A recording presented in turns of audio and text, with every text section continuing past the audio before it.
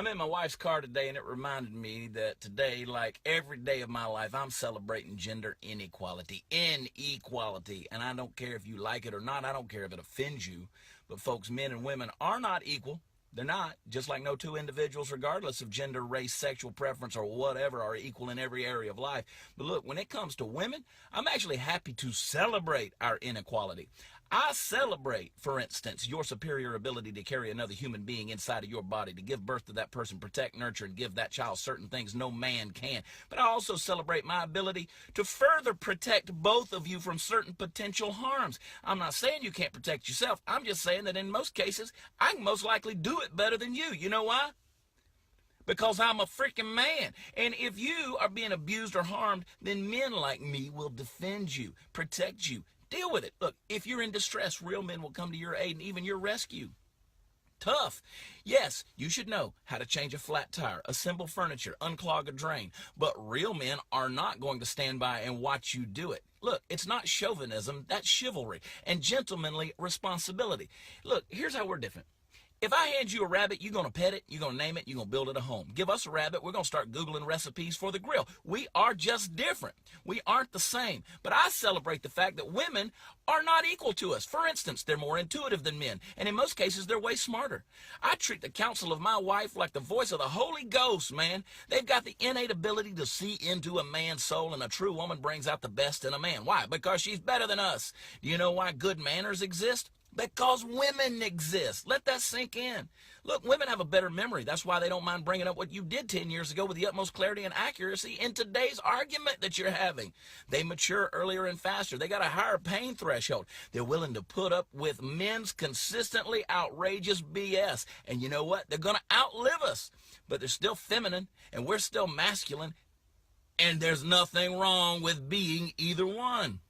Now look, it's okay to be referred to as the fairer sex. It's okay to be more beautiful, elegant, graceful, demure, charming, and sexy. And while yes, you should absolutely get paid the same as a man in the workforce, it's still okay to be protected and provided for in the ways only the masculine can give. It doesn't make you weak. In fact, it's okay to be strong yet vulnerable. It's okay for a man to sincerely compliment you, and it's okay for you to accept it without feeling objectified. When a woman enters a room, a true man will adjust his behavior. Women are just simply the most powerful creatures on the planet, my friends. So no, we're not equal. And real men are going to treat you accordingly. So I want you to join me today in celebrating the fabulous inequality of women and men. It even smells better in my wife's car. Love y'all. God bless. Here's Facebook Pope. Good afternoon. I'm Mauri Gandy at JCI Live Austin. I just had to start the program with that great clip. It's my favorite clip of the week, especially with the last Wednesday where the women had their celebrate Window thing. I don't know what it was for, but it was a George Soros event. Anything with George Soros, I am not part of. Well, this week, on Wednesday evening, Senator Ted Cruz and his wife Heidi and their two daughters had dinner with President Donald Trump and his wife. Senator Cruz and President Trump discussed the new health care bill. Cruz told Trump that he did not think it would pass in the Senate. However, he does believe that the bill can be improved on so that it can be passed soon. And those that have followed Ted Cruz since his 2012 Senate campaign in Texas remember he promised to, quote, throw my body in front of a train to stop anything but a full repeal. Once in the Senate, he waged on an 18-hour filibuster over the health care law and pushed so aggressively for defunding it that in 2013, that the government shut down against the wishes of many fellow senators. And I'm sure that he will continue to fight for us until the very end. Personally, I believe that Senator Ted Cruz shows integrity. He cares about the people that he represents in Texas. I'm very proud of our senator and all the work that he does to make our country better. And Thursday, March 16th, is Texas Faith and Family Day. Meet us at noon at the state capitol. on the South Steps. Feature speakers are Lieutenant Dan Patrick and Pastor Raphael Cruz. That's Senator Ted Cruz's father. And go to texasfaithandfamily.com for more information. This week, I watched Heaven Sent. I don't know how I missed this movie. It's produced by Michael Landon Jr., written by Rick Ramage. It's a great movie that touched my heartstrings to God so much that I not only watched it twice, I ordered it for my Christian collection of great movies. It reminds me of the book Tilly by Frank Peretti. And if you have read that book, I just gave out the surprise of the ending. We have a trailer for that show.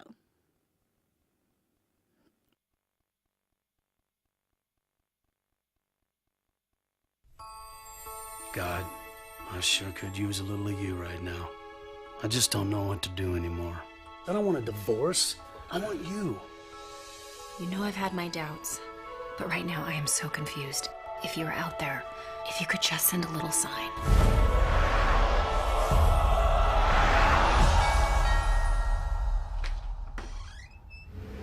UPS guy. Don't you just love Amazon? Oh my. From director Michael Landon Jr. This should be interesting. You say she just showed up. Yeah, out of the blue. She came into the kitchen. She opened the fridge. I'd like to go for a ride with the young lady. Oh no, this is Taylor. And introducing Mallory James Mahoney. Why are we the only ones that can see her? I don't know, but it's not an accident. Is this why no one else can see you but us? This holiday season, You're talking about a girl who is or isn't there. She's not real. I sure would appreciate a little free advice. the power of love, You've made us very happy by coming to live with us. Would it be okay if I call you Mommy and Daddy? Oh yes. Okay. Whoa! meets the magic of Christmas. When was the last time you told Daddy what a great catch he used to be? Mommy said you used to be on your game. Really? You look really nice, Dad. Thank you. You look nice. I have been so angry for so long. I've forgotten what it's like to believe in miracles. What were you really trying to accomplish? I wanted to help him love again. That is very noble. Little girl in there. She knows more about living in the moment than we do. This is gonna be the best Christmas ever. Somebody's Christmas angel.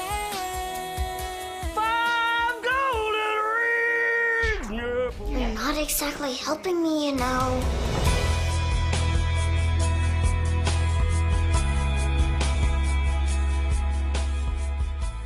This child actress did amazing, and it's a wonderful, wonderful story. Tomorrow, Monday at 6 o'clock, we have a rerun of our last week's JCI show. And then, as always, at 7 p.m. on Channel 10 is the Trailer Park Show, and 8 p.m. is Right Talk with Mike Lee. And Friday at 7 p.m., Prophecy of Hope, lesson on the Mark of the Beast will air. Again, that's on Friday at 7 p.m. The following video is the March edition of Life Talk, hosted by Mark Crutcher and Renee Hobbs. The guest on this show is Texas Republican Representative Tony Tinderholt. Debbie Case, Executive Director of Hope Life Center in Illinois, and Rochelle, I'm not sure how to pronounce it, Fakarachi. She's from Girl Scouts WhyNot.com. This program is absolutely amazing information about the pro-life that's going on right now.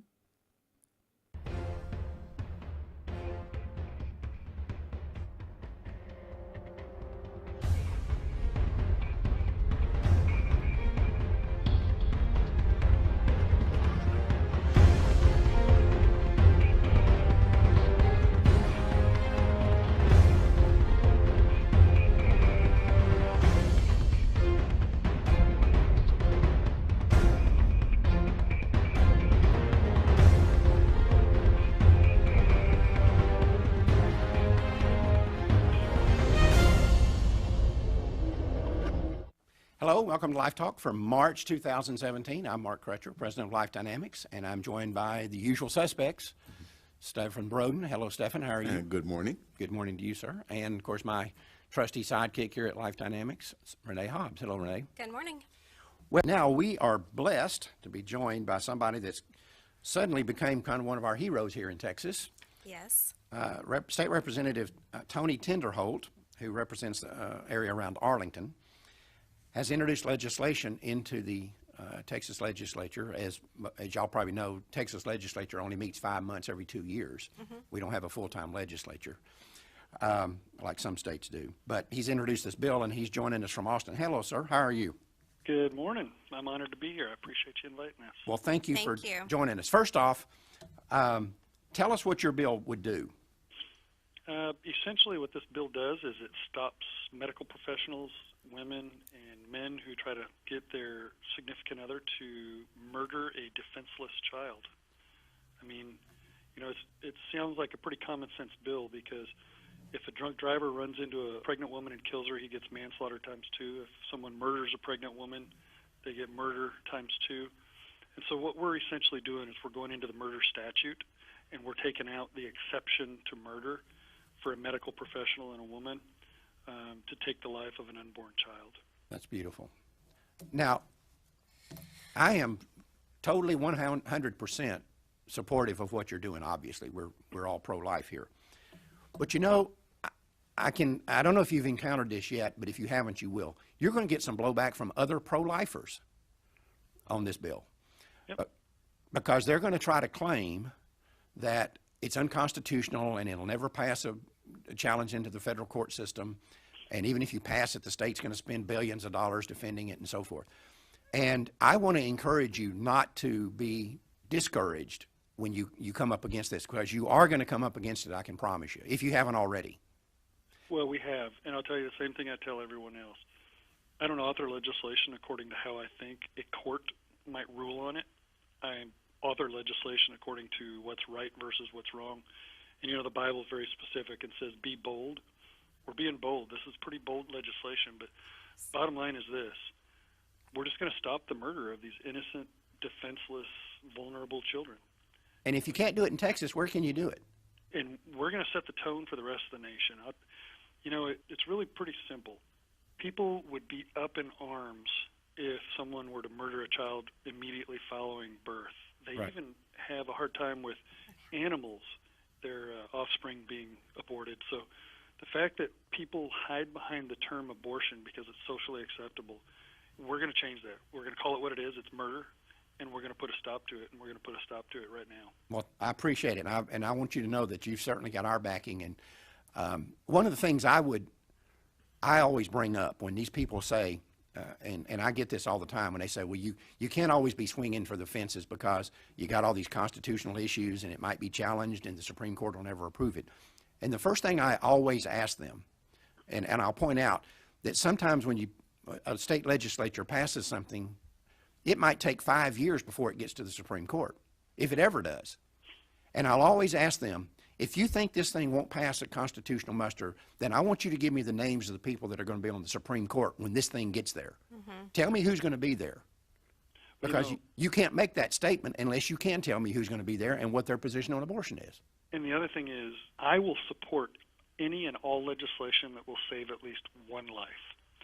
So I'm also going to support a lot of right-to-life bills they're not quite swinging for the fences, but they're going to save unborn children's lives, and I'm going to co-author every one of those bills. We're going to sign on to them, and we're going to push them on the floor. There's about 27 of them right now in the House. Well, but sadly, there's some that don't do anything. Some of them do absolutely nothing to save the life of an unborn child. Now, your bill is HB 948, is it? It is, yep. And that bill is keeping with the Republican platform's 5 top priorities. And one of the top priorities is to abolish abortion in the state of Texas. So it is the will of the party, as represented in the platform, to do so. So you're consistent with that, and you are in pursuit of the will of the Republican Party in the state of Texas. Is that correct? Exactly. We're doing exactly what the people, the Republican Party of Texas, asked. But aside from that, the right thing to do morally, ethically, is to stop this inhumane thing that we're allowing as a society. Absolutely. I tell people, we have people that are not religious, and I tell them, look at the state law. State law defines life at gestation in the womb. So it's life. In the murder statute, it specifically says that it's an exception to murder for a medical professional and a woman to take the life of an unborn child. Very specific, take the life. That's murder, and we're going to put a stop to it. That's what has to happen. And I challenge anybody to tell me that they know for a fact that the Supreme Court would shoot this down, because they can't know that. There's no possible way for them to know that. Like I said earlier, I'm not going to author any legislation according to how I think someone's going to rule on it. Right. We're just going to stop this unnecessary madness that America has created. We're going to put a stop to it. 50, 80, 100 years from now, people are going to look back and wonder how we allowed this atrocity to happen right here in America. I've got a new book out right now called Siege, and I talk about that very subject in there, about the way we look back on slavery, and we see all the horrible things that went on. And we sit here and say, how could this nation do this? How could a moral, so-called Christian nation do that, allow that to go on? Not only how could they do it, but how could they just sit back and allow it to go on, even if they're not participating? One day, the American people and the society in general, the world, is going to look back at this time and say, are you telling me that the American people sat around and killed 3,000 babies a day? 3,000 babies created in the image of God, sent here by the Lord, and we butchered 3,000 of them a day, while at the same time, we're out here putting bumper stickers on our car that say, God bless America. We're fooling ourselves if we think God's going to bless this nation while we're butchering 3,000 of his babies every day. It's a pretty big contradiction, isn't it? Well, we appreciate what you're doing, because what you're doing is establishing the voice that indeed, that in history there was a group of us who stood up for babies. And let the record show that you are leading this effort in the legislature here in Texas to abolish abortion. And that's a significant step, and we're very appreciative of that. I serve on the SREC, on the legislative committee, and we're following your bill, and we're going to try to rally as many Texans as possible to go to Austin when it comes to the floor and heads to the committee, hopefully to the committee, to ensure that you have the kind of support and demonstrated support from Texans across this state. Well, I appreciate that, and it's really important for people to come down and testify, and we're hoping to get a lot of people from around Texas and potentially from around the country to come out and show support, because we'll sure as heck have people that are against this bill here. The other thing you need to be prepared for, and I'm sure I'm not telling you something you don't already know, but if you remember the battle over HB2, you can get a lot of Texans to come down there and support your bill. But the other side is going to have millions of dollars, and they're going to hire people, and they're going to fly people in, and they're going to bring in buses just like they did on HB2. And you had busloads of people coming in from Illinois and from Pennsylvania and from other states. And then the media shows those people on screen, and they put them all in these University of Texas orange shirts, so it looks like they're all from Texas. And most of them weren't. Most of them were paid protesters they brought in. So, well, we recognize that now, that right now the lobbyists are out in numbers. Oh, absolutely. In Austin right now, and they have big money behind them. And I'm sure, Representative, you are aware of that's happening right now.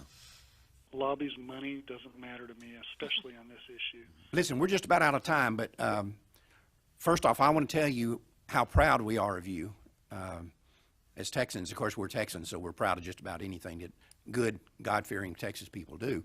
But we're particularly proud of you because we know what kind of price you're paying for this personally, and we've been reading the reports out that your life is being threatened. The pro-aborts are threatening to kill your family. You're now under the protection of the Texas Department of Public Safety, Arlington Police Department, Tarrant County Sheriff's Department, and we know that this is just the start of this. You're going to face this from now on, and we just want to tell you how proud we are of you and how much we support you. Thanks for being bold, and we'll keep you in our prayers. Anyway, again, we appreciate your joining us, and we know you're very busy and you've got stuff to do in the legislature today, so we, again, appreciate you being with us. All right, thank you. Thank you, sir. Bye-bye. I want to bring up something really quickly here, and I don't want to cast a pall on this situation of who Trump's nominated for the Supreme Court, but it's just something we need to be aware of and be watching out for. This Mr. Neil Gorsuch.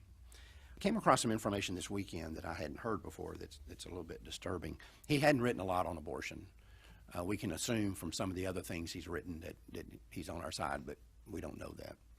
And that is a concern to a lot of pro-lifers. It is a concern because when the leftist, the Obamas and the Clintons of the world appoint somebody, they sit them down and say, I want to know what your position on abortion is. Do you support Roe versus Wade? So they know when they put somebody on.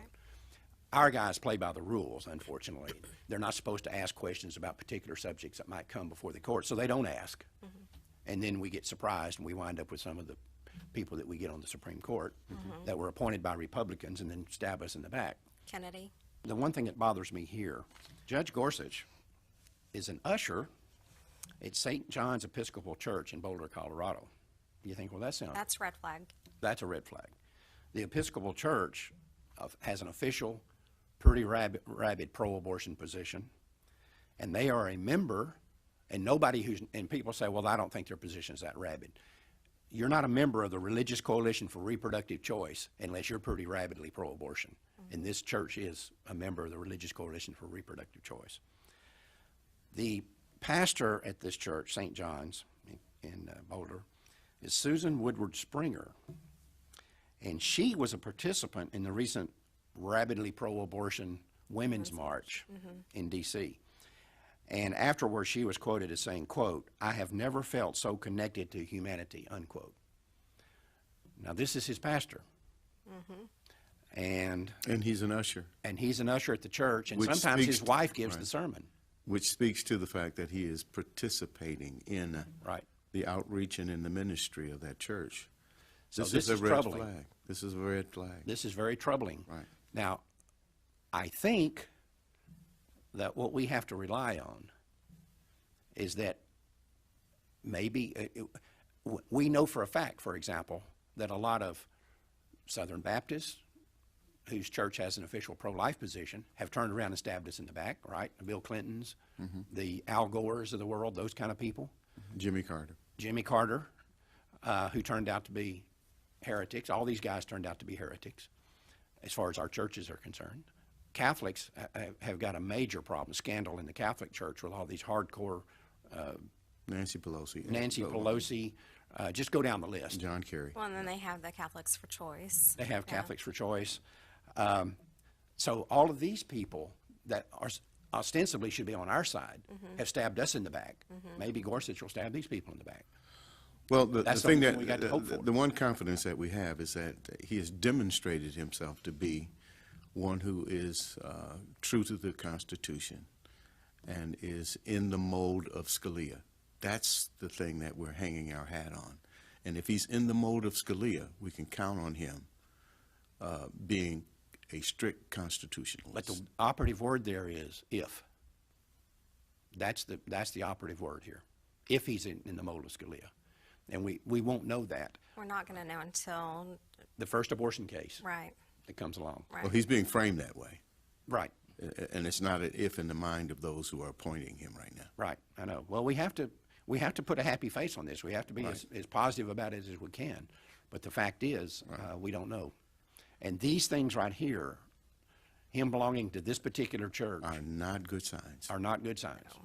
They're not good signs. Not good signs. Not good signs at all. Let me tell you what is a good sign. We've been telling people for some time that we were putting our intelligence operations training on tape and are the bulk of it, the parts that deal with clinic surveillance and employee reconnaissance, interviewing employees of abortion clinics. Yes. We've just finished that. You and I have to review it one more time. Yes. It turned out to be, I think, around 5 hours long total, somewhere around that length. It's on 3 DVDs. Right. It's going to be available here. By the time people get this, it'll be available. We'll have it available in the next few days. It's going to come to them on 3 DVDs. and the price is going to be $45. So I think this will be turning a lot of people into professional intelligence operatives.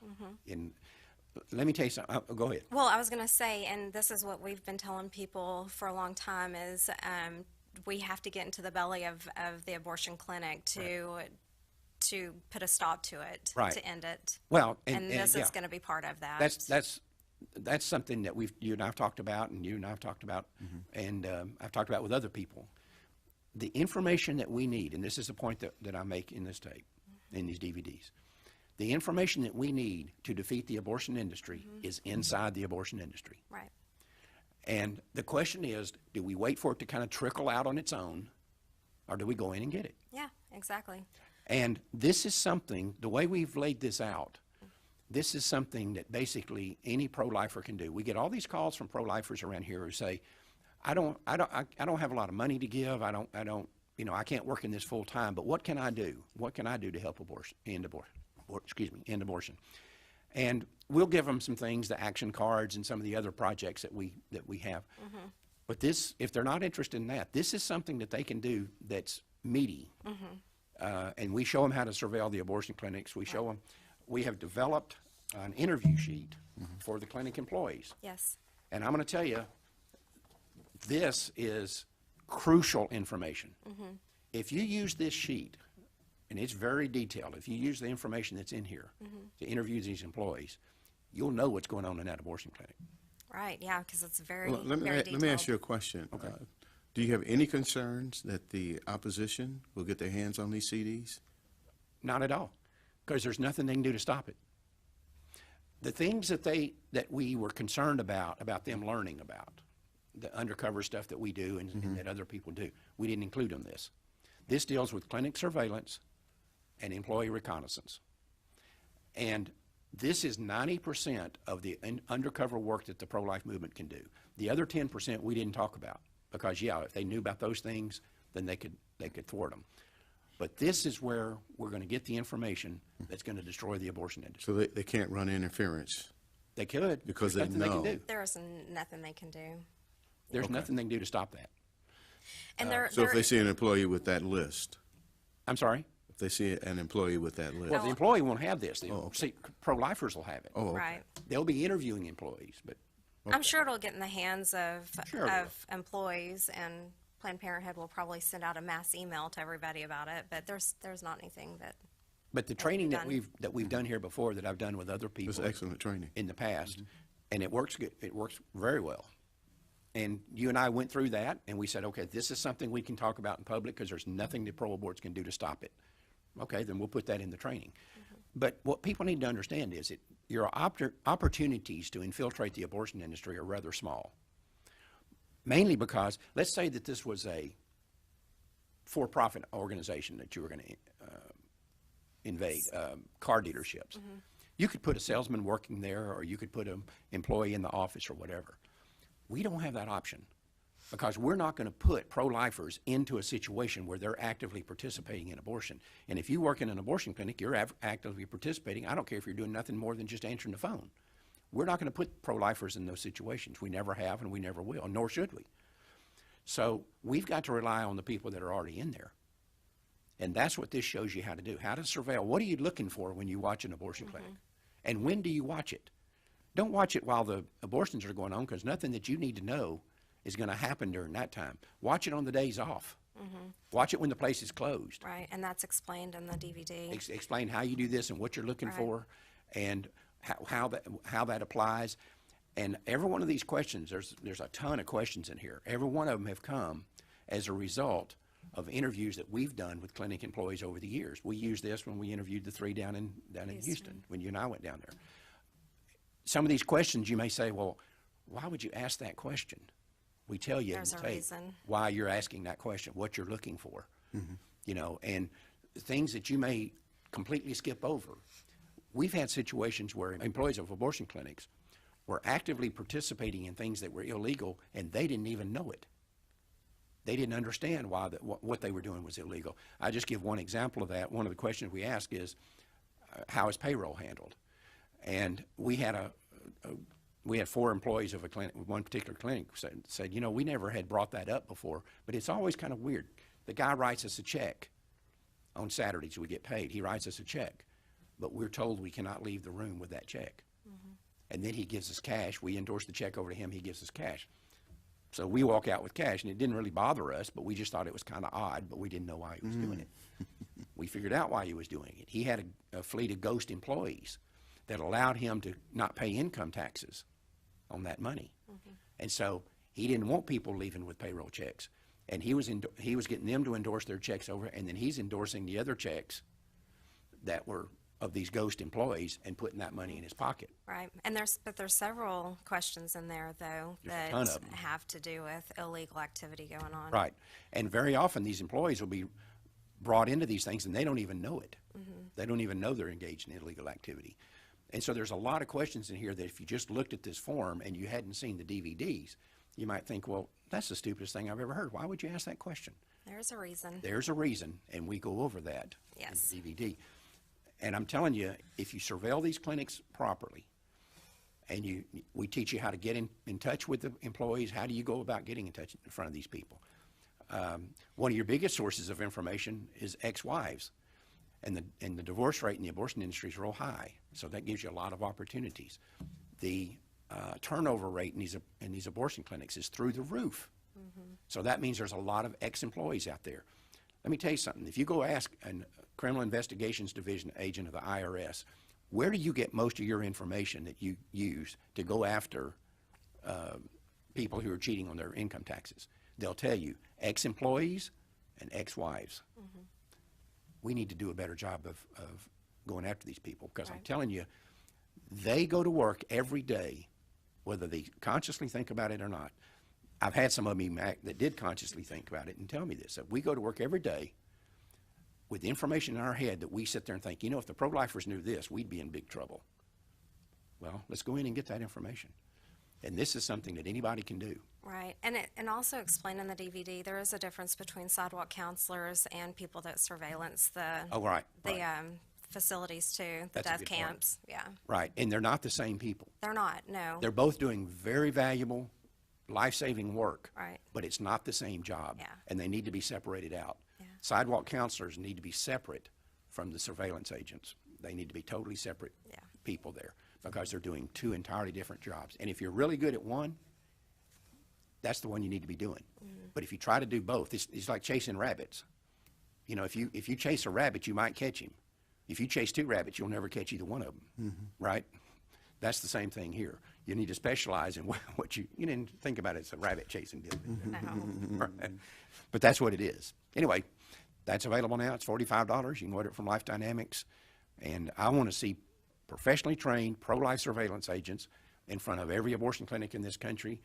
And I want to see people out there that are trying to talk to the employees of every abortion clinic, and especially the ex-employees of every abortion clinic in this country. If we do that, we will get the information out that we then use to educate the public with.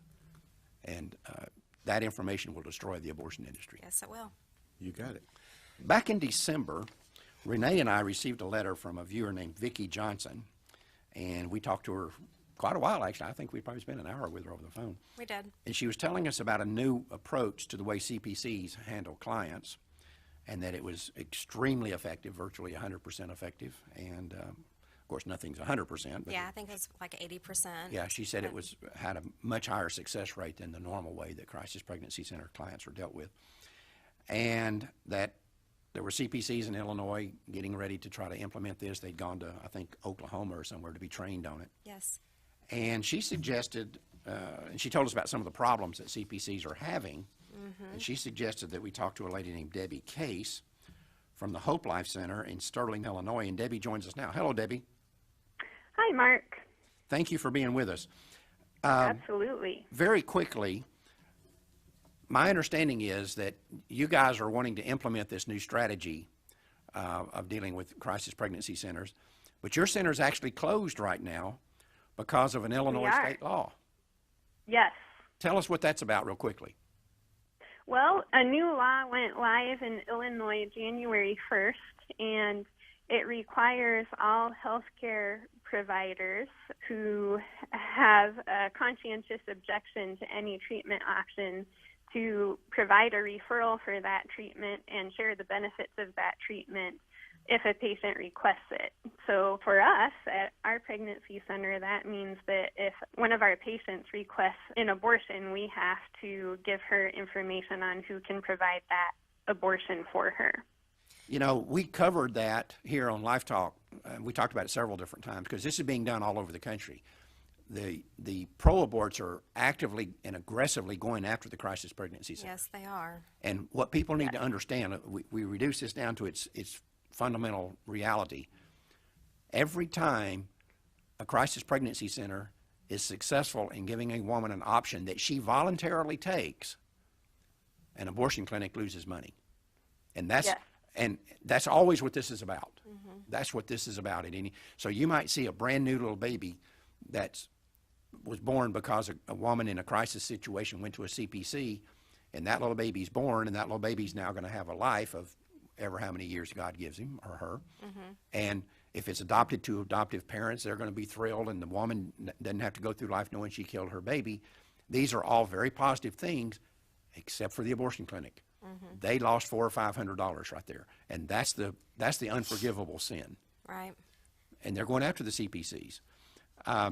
So you're now put in a position, Debbie, as I understand it, where your counselors, if you're counseling this girl and she says, I'm not listening to you, I'm not going to give my baby life, I want to have an abortion, then they have to counsel her about a place to go get an abortion. Yes. And that goes against everything that y'all believe in. You can't do it. Can't do it. Absolutely not. So is your center totally closed at this point? We are, yeah. We aren't sure at this point what the penalties for not complying with the law are, and we don't see any way that we could possibly comply with the law in any way, shape, or form. And it seems that the penalties are going to be $10,000 fine per violation, and our licensed medical staff being called before the state licensing board and potentially losing their licenses if a complaint is filed. So we, at this point, because we're serving such high-risk women, we get asked for abortion referrals regularly. So we could get in trouble with this law pretty quickly. So we've decided that we don't think it's prudent at this time to put our licensed staff at risk. Right. So we have filed a lawsuit, and we're hoping for an injunction hearing by the middle of March. And if an injunction is granted, then we can get back up and running again. And y'all are having a pretty hard time even just keeping a medical director or a sonographer on staff, too, as well, just because of them maybe losing their license as well, right? Yes, yeah, that is what is making it difficult for us to stay up and running, is that it's hard for our licensed medical staff, especially those that are the breadwinners for their family. It's hard for them to make a decision to put their license at risk by serving patients at our center. And we understand that. We understand that it's a big risk for them and it's a big decision for them. And Debbie, let me ask you a question. Of the clients that you see, how many of the women coming into your facilities are coming there for an abortion? We don't have any women who are coming to us for an abortion. When they come to us, they realize that we don't perform or refer for abortion. And so what they're coming to us for is to find out the information that they need before they make a decision about their pregnancy. And I would say 40% of the women walking through our doors are considering abortion. And Debbie, this goes along with that new approach that you are doing. Can you tell us about that? Sure, yeah. You want me to give you a little bit of a history of how we got to where we are? Just give us the thumbnail sketch of what this new training, this new approach entails. Yes. Well, what we realized about 4 years ago, we took a really hard look at the women that we were serving and what kind of impact we were having on our community. And what we realized was that 98% or more of the women walking through our doors had already made a decision about their pregnancy before they came to us. They were planning on having their babies. And so we weren't accomplishing our mission. You know, we were doing good work in the community and it was needed, but our mission is to erase abortion, and we recognized that we were failing miserably at doing that because the women in our community that were considering abortion were bypassing us completely and going directly to the abortion clinics. And so we knew we needed to make some dramatic changes to our ministry model, and that's where our connection with this center, they're actually in Omaha, Nebraska. They had implemented a linear service model in their clinic about 7 years ago. And since then, they've seen the abortion rate in the entire state of Nebraska drop by 1/3. Wow. And what they've been doing has been so effective that they've been training other centers, and the centers that they've trained have amazing transformation stories as well.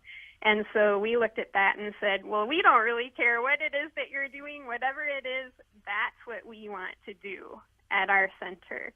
And so we implemented that service model the beginning of 2014. And before that, we were seeing maybe a dozen lives saved a year through our center. And that first year, we saw 62 lives saved. And the year after that, we saw 106 lives saved through our center. So you're saving 2 babies a week. Yeah. That's 2 babies a week that would have been killed that are being saved. Absolutely. Through using this new model. Now, how can people in other parts of the country who are in a state that where the legislature has not passed these kind of draconian restrictions on free speech, how can they get a hold of someone to look at this new model? Oh, sure. They can get a hold of us here in Sterling and also touch base with Ashore Women's Center in Omaha, Nebraska. Okay, give us your information and that you would want people to call you, and we'll put it up on the screen. But just give us the contact information for you. Yes, it's Hope Life Center, and our phone number is 815-625-5376. Okay. And people can ask for me, Debbie Case. Debbie Case. Well, I'm sure you'll be getting some calls because maybe that's what you can be doing in the interim while you're waiting for this lawsuit is even if you can't get your center back up on its feet until that happens, maybe you can help people in other states refine their approach and save some more babies where they live. Yes. We would love to do that. Okay, good. Well, listen, Debbie, we'll be praying for you on this lawsuit. And thank you. Keep us posted on anything that comes up, and we may have you back on the show to update people. But this is an outrage, what these pro-aborts are doing in these legislatures, trying to go after the crisis pregnancy centers. It is an absolute scandal. These people ought to be in prison for what they're doing. But anyway, Debbie, you keep it up, and you keep fighting, girl. Well, thank you. Thank you for joining us today. Thanks, Mark. Bye-bye. Bye. Bye. Bye. All right, we've got a subject here that we've talked about in previous Life Talks. We've been talking about this for years. This has been going on for a long time. And some people get pretty hot about it. And that's the involvement of the Girl Scouts with abortion. Yes. And I know you've had some run-ins. Woo, have I ever. On my own personal Facebook page, I'd posted something about the Girl Scouts and Planned Parenthood, and people did not like that. Good. Yep. Like I always say, if they're mad, they got a whole lifetime to get glad again, right? That's right. But there is a very strong link between Girl Scouts and abortion, and we've talked about this before. We've got a guest here joining us from Atlanta, Georgia, is Rochelle Focarachi. How is that, Rochelle? Is that pretty close? That was perfectly pronounced. Thank you. Especially for somebody from Texas, right? Yes. Right. Tell us what your involvement here with this is. You know, I know that were you involved with Girl Scouts at one point? Yes, our family was involved with Girl Scouts. My daughter was in a Girl Scout troop at her Catholic church. I was the troop leader.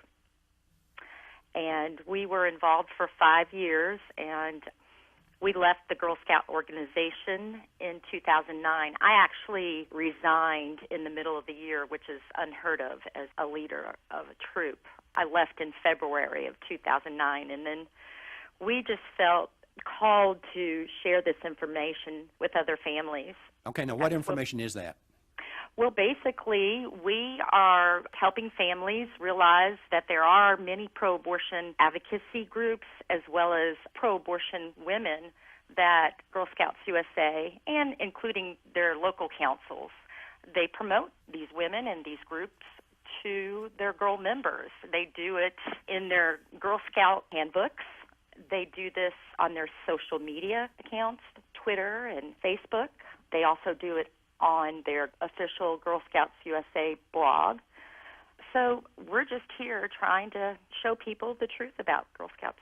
And I know that we just talked about this, but the Girl Scouts is not funding the abortion clinics directly. It's through WAGs, which is World Association of Girl Guides and Girl Scouts. Correct, yes. When we go to these pro-life conferences and people come up and ask us questions, at first a lot of people will say, oh, yes, I know about Girl Scouts USA funding Planned Parenthood. No, not that we can find. That is a horrible rumor that really makes our mission website very difficult to defend. We do know there is this group, WAGs, which is, yes, the World Association of Girl Guides and Girl Scouts. That is how each little girl funds this very pro-abortion group. So in other words, what you're saying is basically WAGs acts as kind of a firewall between the abortion industry and Girl Scouts. They don't give money directly to Planned Parenthood, but they give it to WAGs, and then WAGs gives it to Planned Parenthood. Well, we don't know if WAGs gives it to Planned Parenthood, but they do partner with IPPF and Marie Stopes. So I don't know if there is a actual exchange of money.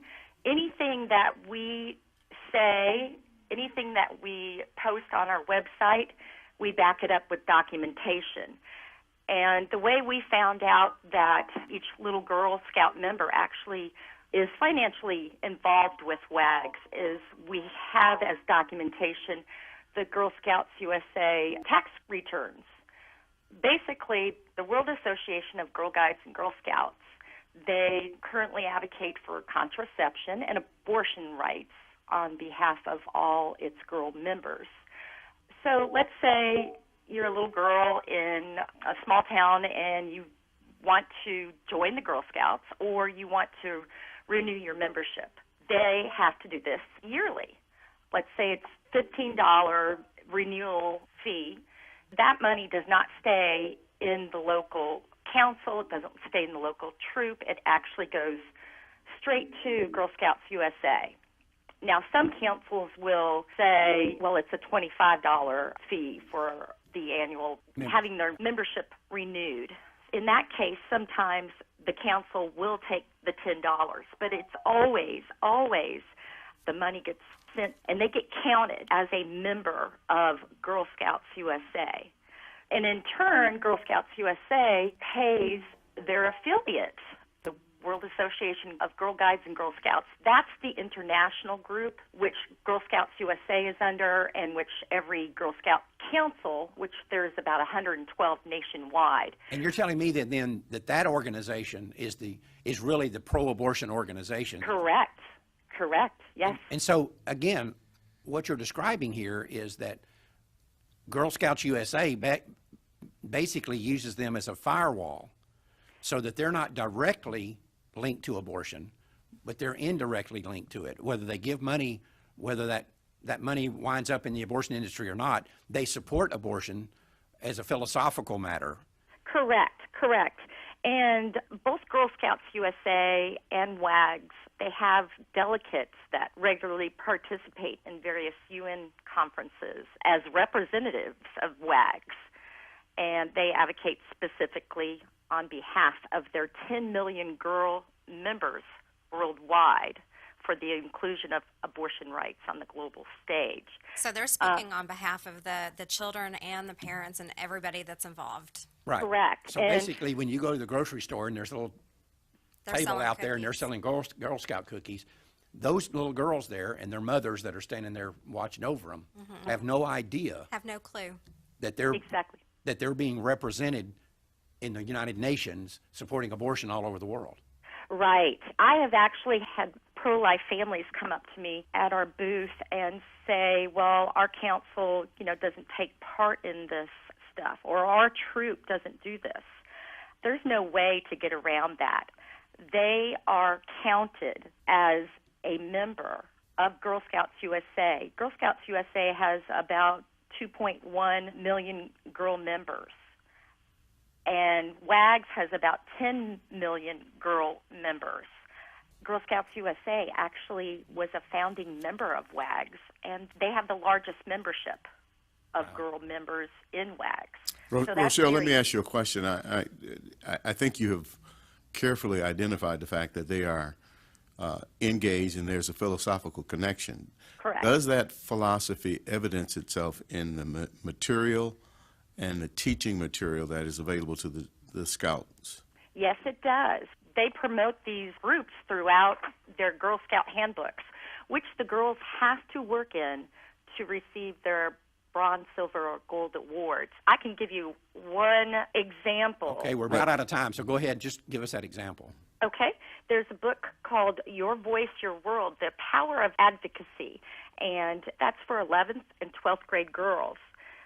If you go to page 30, there are some recommended websites that the girls could visit, and young girls love doing that. Right.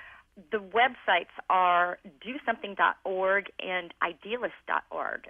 Well, DoSomething.org promotes teen sex and contraception, and Idealist.org shares job or volunteer opportunities at abortion clinics across the United States. I mean, that's just one example of many, many.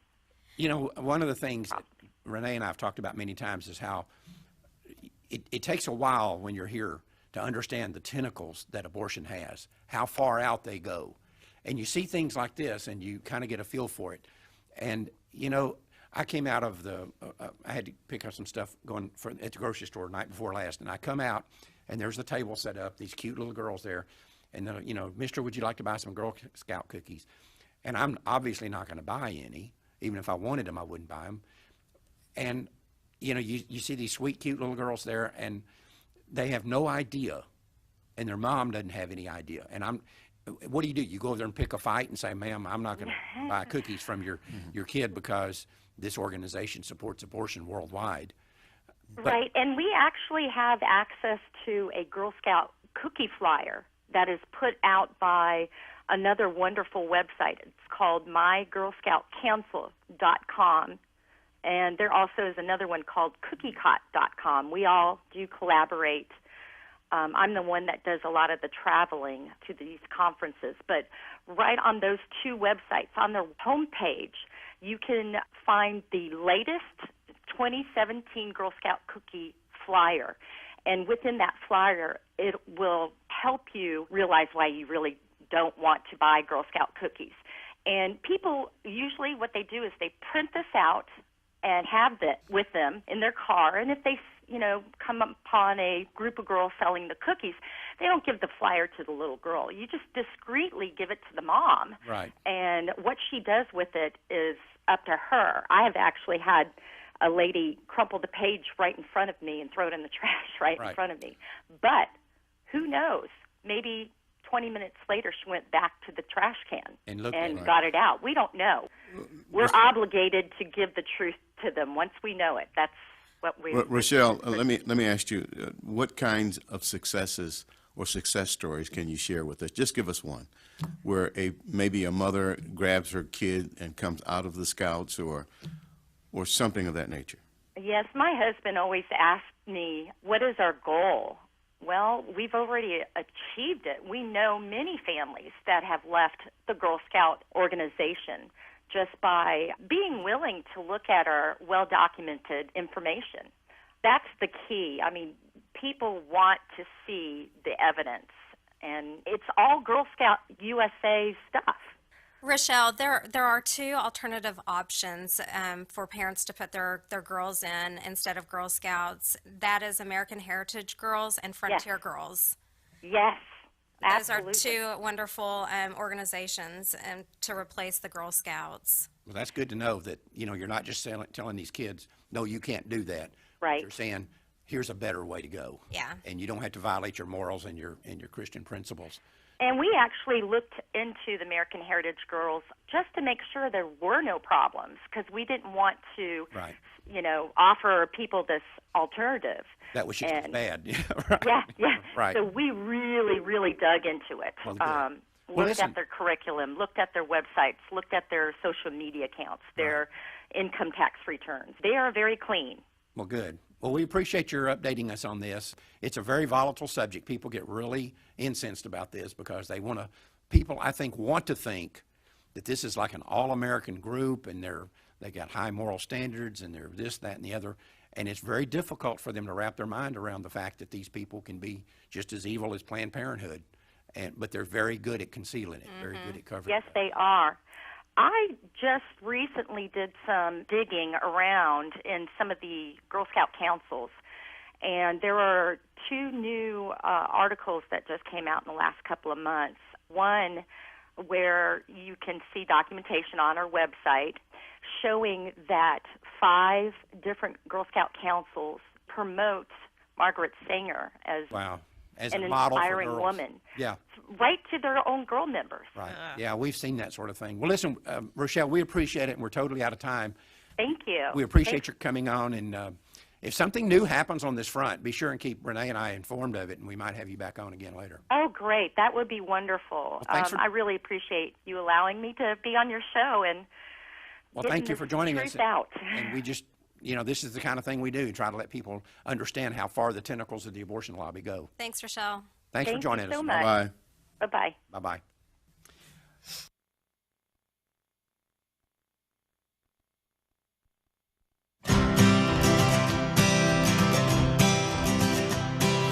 Blessed are the poor in spirit, those who see the sin in their heart.